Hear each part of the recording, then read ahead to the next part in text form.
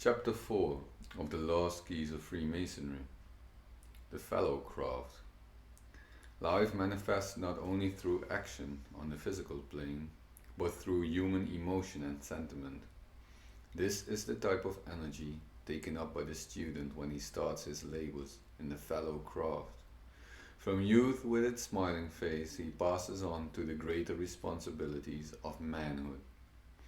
On the second step of the temple stands a soldier dressed in shining armor, but his sword is sheathed and a book is in his hand. He is symbolic of strength, the energy of Mars, and the wonderful step in spiritual unfoldment which we know as fellowcraft.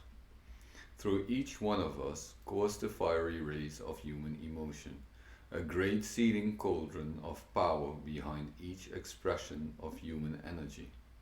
Like spirited horses chafing at the bit, like hounds eager for the chase, the emotional powers cannot be held in check, but break the walls of restraint and pour forth as fiery expressions of dynamic energy.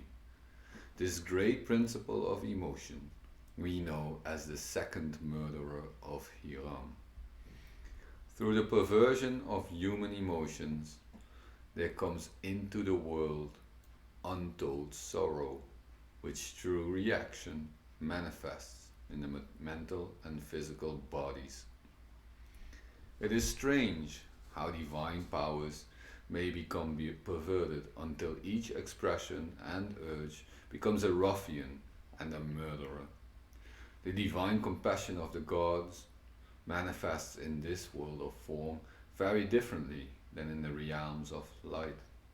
Divine compassion is emergized by the same influxes as mortal passions and the lusts of earth. The spiritual light rays of the cosmos, the fire princes of the dawn, which seethe and surge through the unregenerate man, are the impulses which he perverts to murder and hate. The ceaseless power of chaos, the seething pinwheel, spirals of perpetual motion, whose majestic cadences are the music of the spheres, are energized by the same great power that man uses to destroy the highest and best. The same mystic power that keeps the planets in their orbits around the solar body, the same energy that keeps each electron spinning and whirling, the same energy that is building the temple of God, is now a merciless slave driver, which, unmastered and uncurbed, strikes the compassionate one and sends him reeling backward into the darkness of his prison. Man does not listen to that little voice which speaks to him in ever loving, ever sorrowful tones.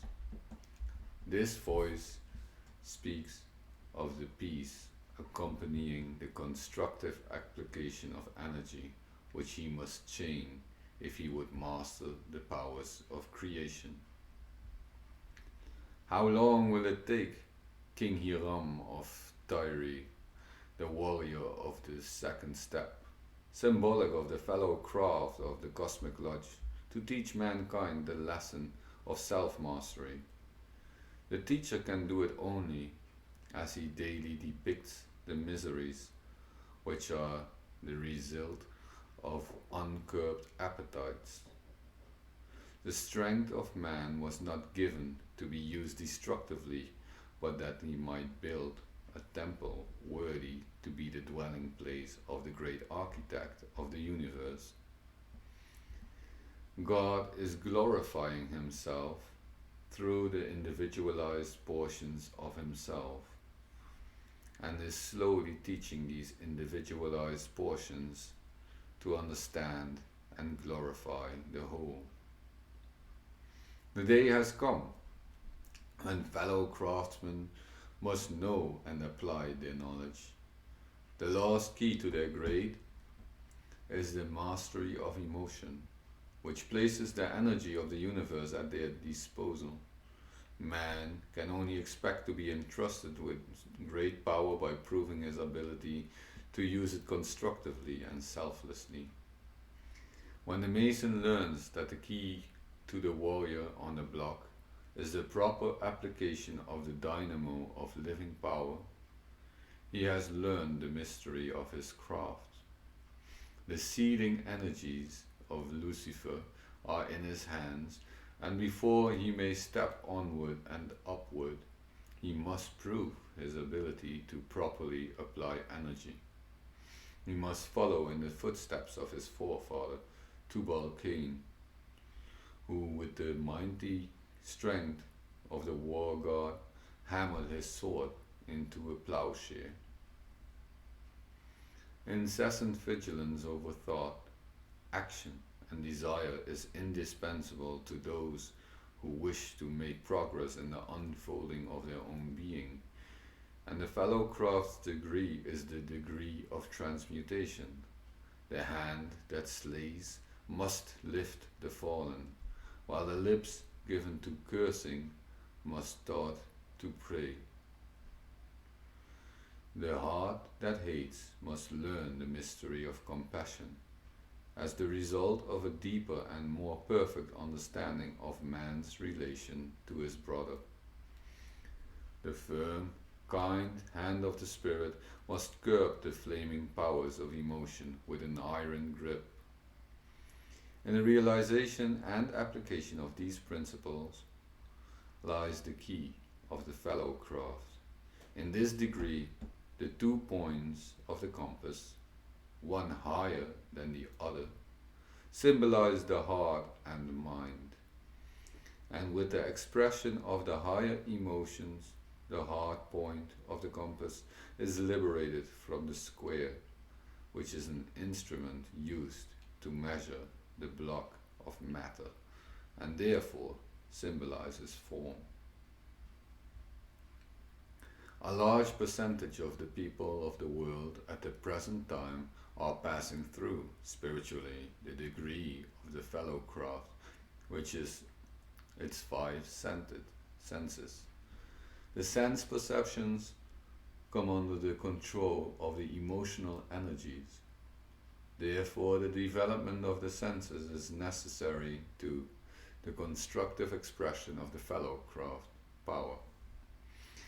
Man must realize that all the powers which his many years of need have earned for him have come in order that through them he may liberate more fully the prisoner within his own being.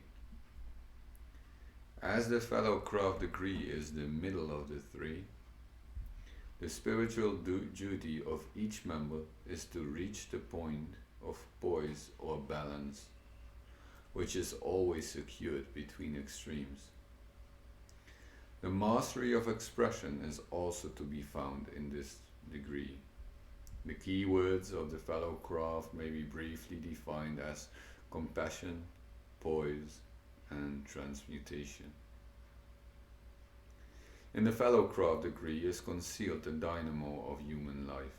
The fellow craft is the worker with element fire, which it is his duty to transmute into spiritual light.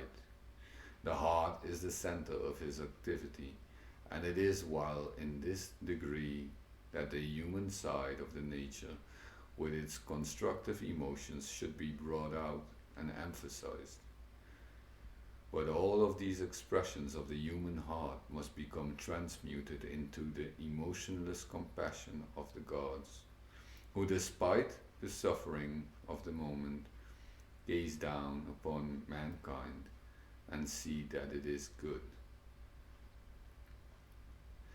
When the candidate feels that he has reached a point where he is able to manifest every energizing current and fire flame in a constructive, balanced manner, and has spiritually lifted the heart sentiments of the mystic out of the cube of matter, he may then expect that the degree of Master Mason is not far off, and so may look forward eagerly to the time of his spiritual ordination into the higher degree. He should now study himself and realize that he cannot receive promotion into the spiritual lodge until his heart is attuned to a superior spiritual influx from the causal planes of consciousness. The following requirements are necessary before the student can spiritually say that he is a member of the ancient and accepted rite of the fellow craft. 1. The mastery of emotional outbreaks of all kinds. Poise under trying conditions, kindness in the face of unkindness, and simplicity with its accompanying power. These points show that the seeker is worthy of being taught by a fellow craftsman. 2. The mastery of the animal energies, the curbing of passion and desire, and the control of the lower nature mark the faithful attempts on the part of the student to be worthy of the fellow craft. 3. The understanding and mastery of the creative forces, the consecrations to them, to the unfolding of the spiritual nature, and the proper understanding of their physical application are necessary steps at this stage of the student's growth. 4. The transmutation of personal affection into impersonal compassion shows that the fellow craftsman truly understands his duties and is living in a manner worthy of his order. Personalities cannot bind the true second degree member for having raised one point of the compass. He now realizes that all personal manifestations are governed by impersonal principles. 5. At this point, the candidate consecrates the 5 senses to the study of human problems with the unfolding of sense centers as the motive. For he realizes that the 5 senses are keys, the proper application of which will give him material for spiritual transmutation if he will apply them to the common divisor of analogy. The entered apprentice may be termed a materialistic degree. The fellow craft is religious and mystical, while the master mason is occult or philosophical. Each of these is a degree in the unfoldment of a connected life and intelligence, revealing in ever fuller expression the gradual liberation of the master from the triangular cell of threefold negation, which marks the early stage of individualization.